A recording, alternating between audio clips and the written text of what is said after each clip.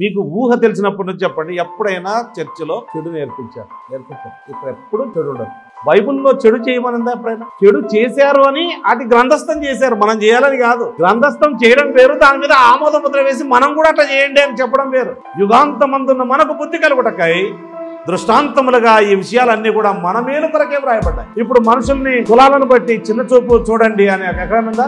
బైబిల్లో first పేజీలోనే open చేయగానే ఏముందో తెలుసా? మనుషులు అందరి సమానులను రాశారు. దేవుడు మనుషులను తన స్వరూపమందు తన పోలిక చొప్పున సృష్టించాడు. స్త్రీలు తక్కువ జాతి వాళ్ళు, పురుషులు ఎక్కువ జాతి వాళ్ళు అనే భయంకరమైన అహంకారపూరితమైన పరిస్థితి కూడా 1వ పేజీలోనే దేవుడు కొట్టేశాడు.